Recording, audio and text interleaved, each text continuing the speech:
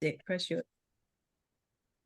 Hi, everybody. Hollywood Progressive back here again. Dick, Sharon, and Linnea, you've seen us review plays, the three of us that we go to, and this time we're doing something different. We've had our longtime friend and partner, Ed Rampell, who's been reviewing plays and films and concerts for Hollywood Progressive for years. So he recently saw a play and he wrote a review that Sharon and I haven't seen the play. The play is the article he wrote is A Mental Kink, Agatha Christie's Zero-Sum Game, based on Agatha Christie's novel and play Towards Zero. Plays at Theater 40 in Beverly Hills, Thursdays through Sundays to October 22nd. So Ed, would you like to introduce yourself briefly? Sure. I'm a film and culture historian, and I review theater, cinema, opera for Hollywood Progressive and many other outlets, most of them progressive leaning.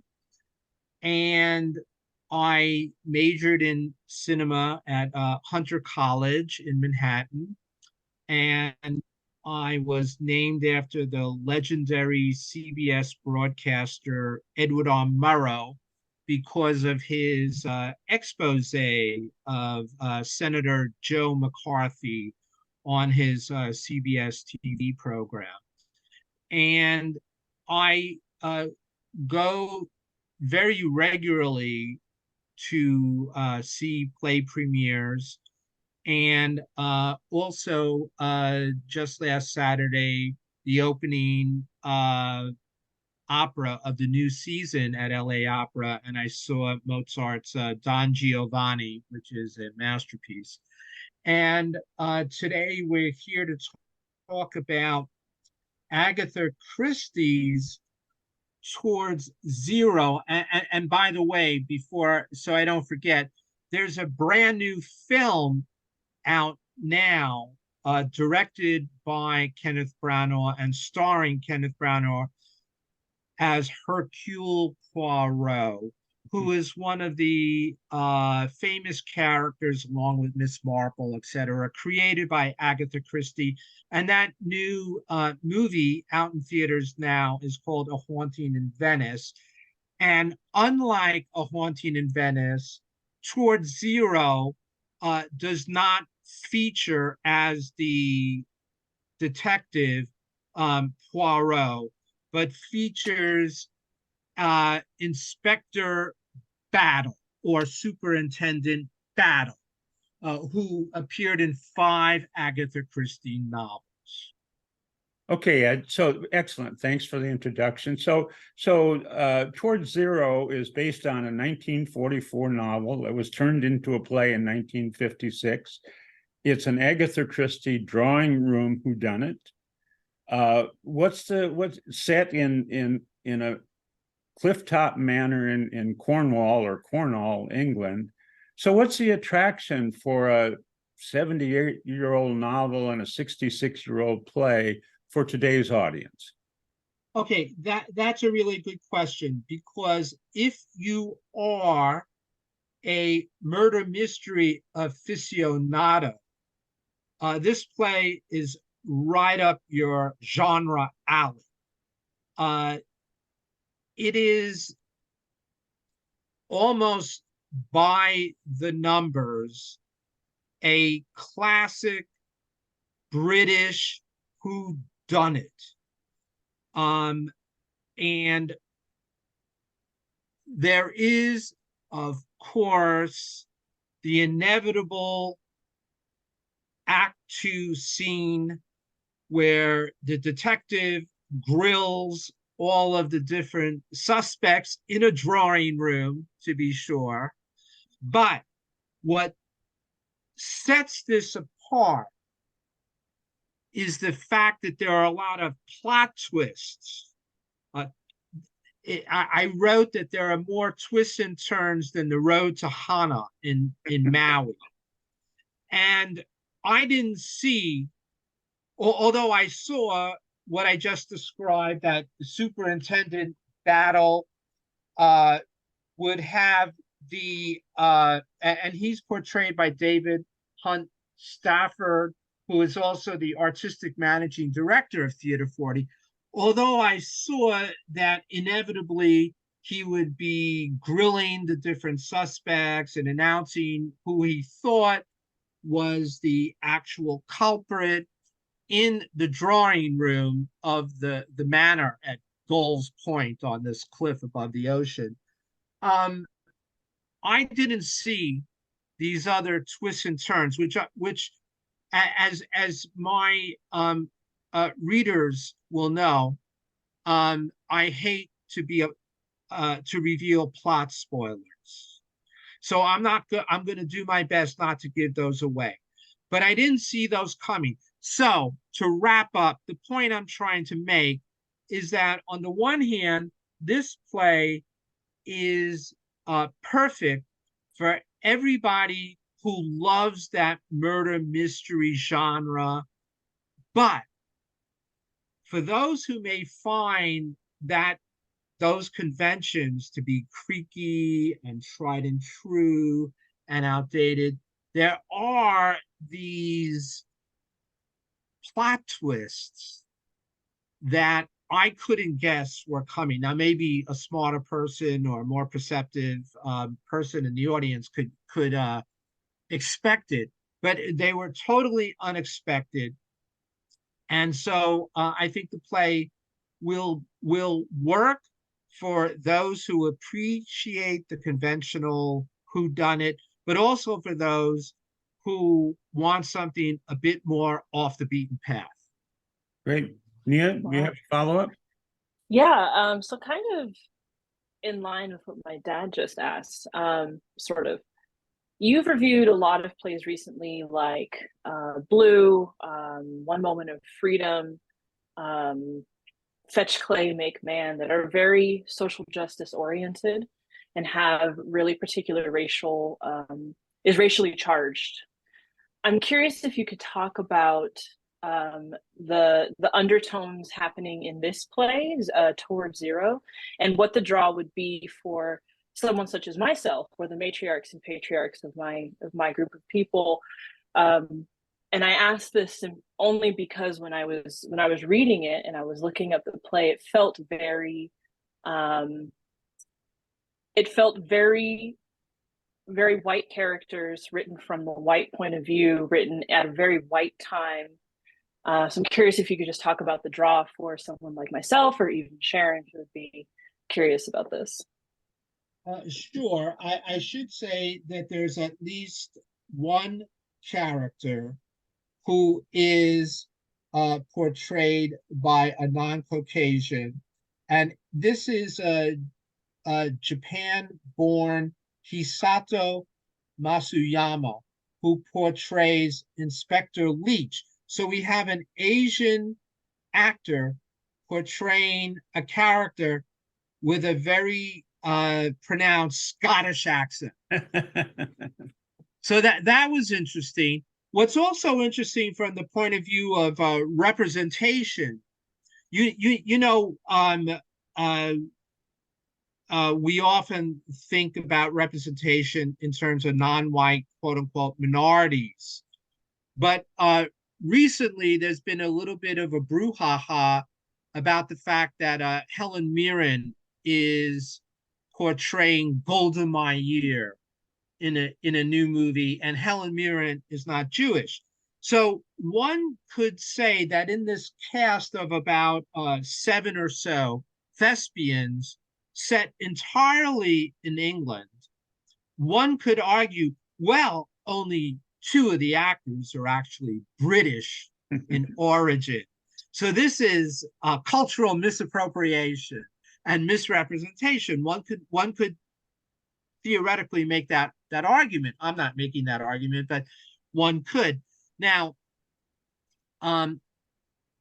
what I think Nia and those audience members who enjoy going to see a production in order to go from the appearance to the essence from the surface to the substance.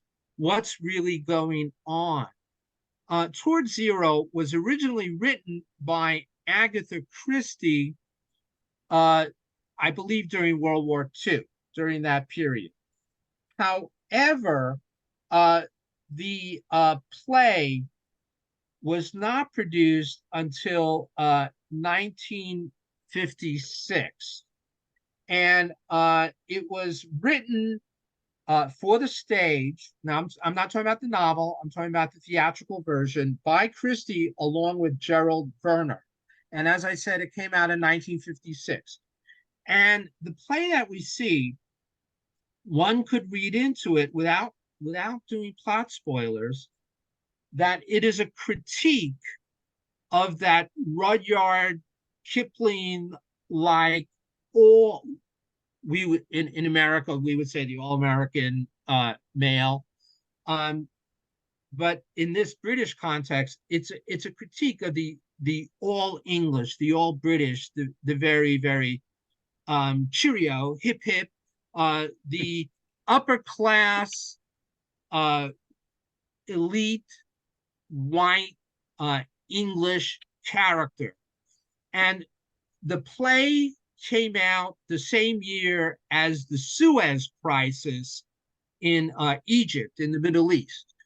And the sun was beginning to set on the British Empire, where it had been known as the empire where the sun never set.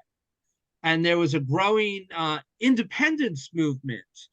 India had already become independent, and the British Empire was shrinking and was in the process, I shouldn't say beginning because it had already begun, but was in the process of dissolving. And this play, theoretically, one could argue, is a critique of that old empire ruling class mentality. And that is a very interesting facet of the play. You have a follow-up? Yeah. Thanks. Thank you, Ed. That's a good answer. And I'm glad to hear that the play does address or does include a critique of the British Empire. Like Nia, really, for most of my life, I've already talked about how I don't like fiction, but I especially never cared for Agatha Christie's work because Agatha Christie came from a time when the elite were the wealth supremacists, and they still are to a certain extent. It's kind of funny. I just did an interview maybe 3 or 4 days ago where I interviewed Marjorie Kelly, and Marjorie Kelly is the author of this wonderful book, Wealth Supremacy.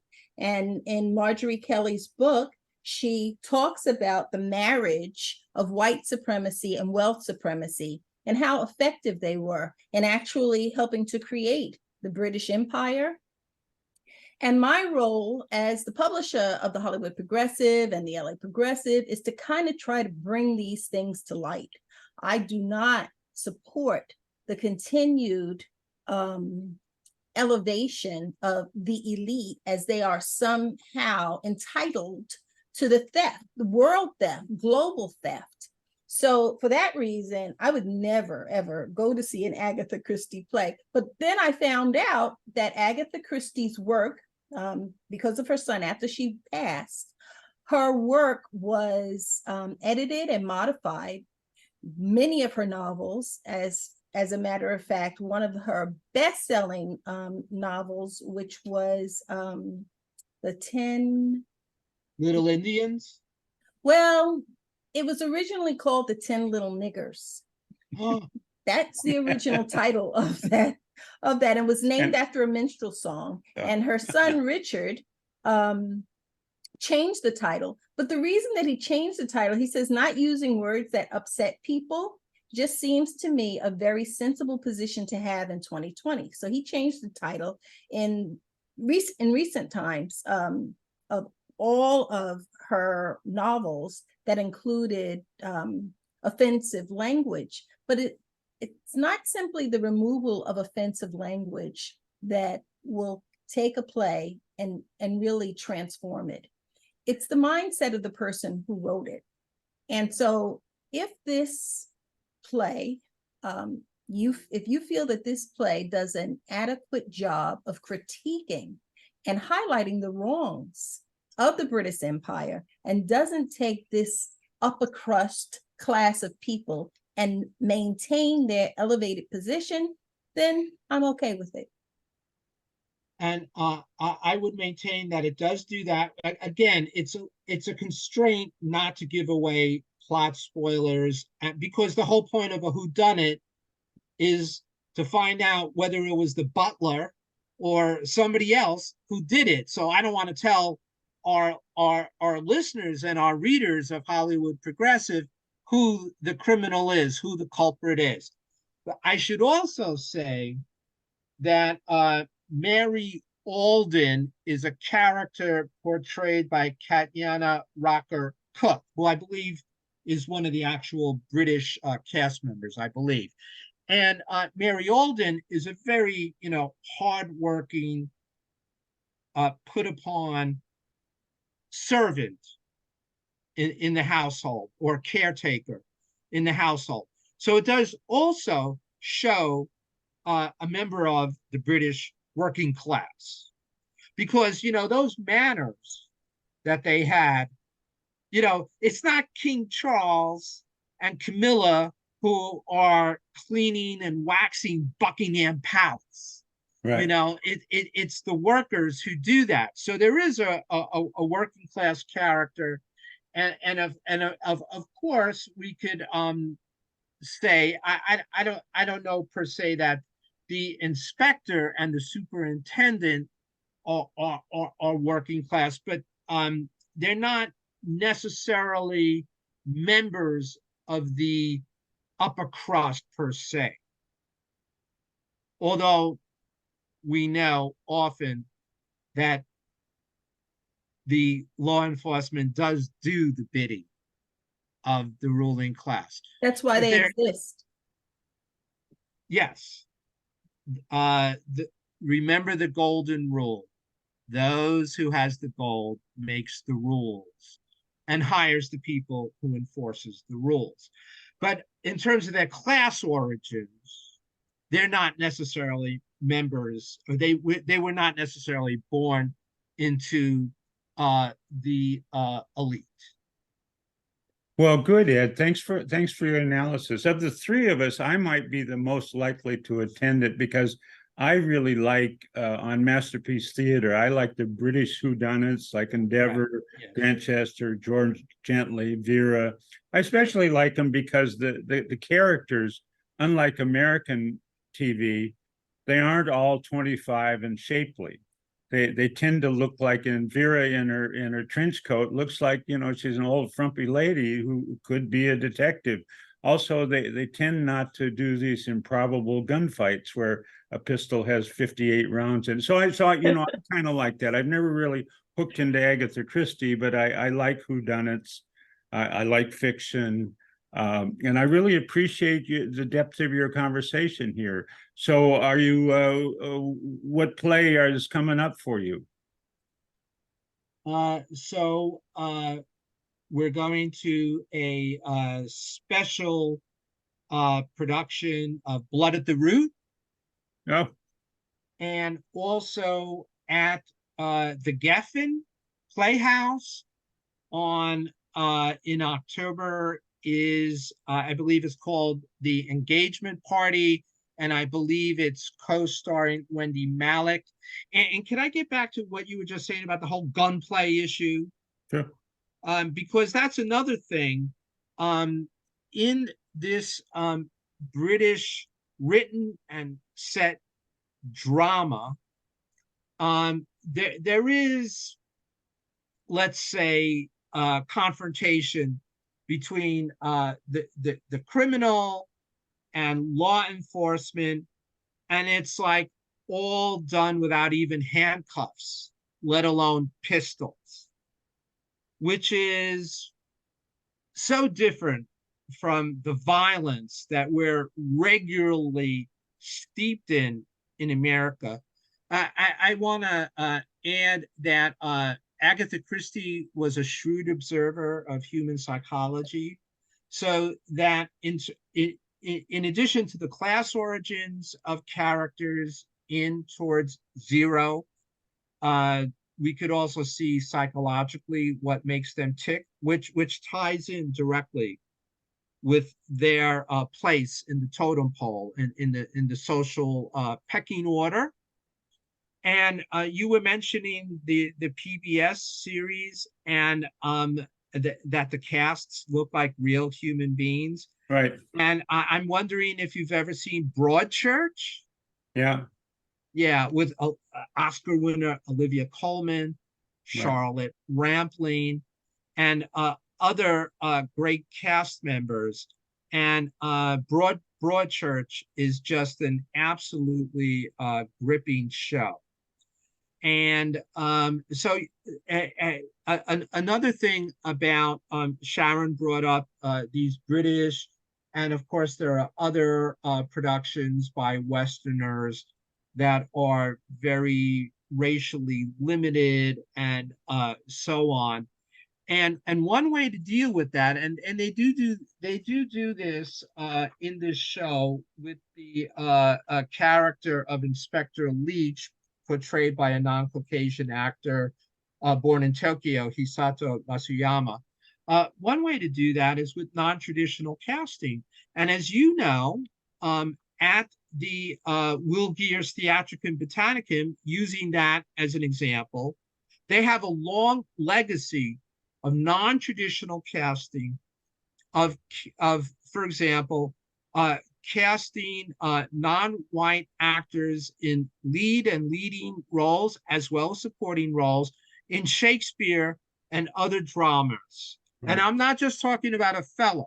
I'm talking about Henry V and so on, and Julius Caesar, etc. So that's another way to broach this issue, to give the roles that may have been intended when, for example, the bard took his quill and wrote Hamlet, etc., and casting non-Caucasian characters in those parts. That's another way to approach it. So I would overall, I would say that the cast is really excellent in towards zero. They are well directed by Craig Hisson. And we have John Combs, who was in the play The Moment of Freedom. He One Moment of Freedom, he played Colonel John Ashley. He's back at Theater 40, which also staged that production. Christopher Franciosa portrays Neville Strange. And by the way, without doing plot spoilers, some of these names are kind of giveaways. Michael Mullen is Ted Latimer, and he's pulling double duty. He's also the costume designer. There's some good period costumes that put you into the 1950s. And Jeremy Shea portrays Thomas Royd. Before we go, we have to mention, in terms of the British Empire, he has just returned from what they call Malaya, which nowadays is known as Malaysia.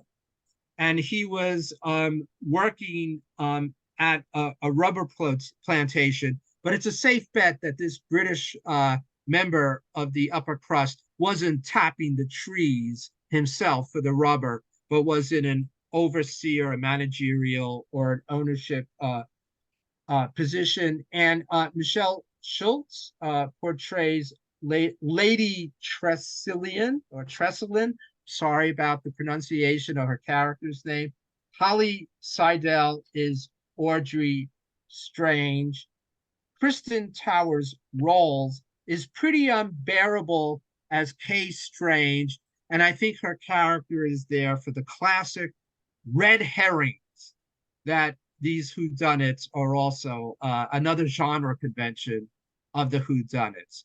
It's very enjoyable. And if you read between the lines, go underneath the surface, there's a lot more going on in a kind of a social commentary on the British class system and the sun setting on the fabled British Empire. Well, that's magnificent, Ed. I appreciate your time. So either of you two have a follow-up question, or can we see Ed the next time? We can see Ed the next time. Ed is a great friend and he does great work. And we appreciate you spending some time with us this afternoon, Ed. Thank you. Absolutely. My pleasure. See you at the theaters. All right.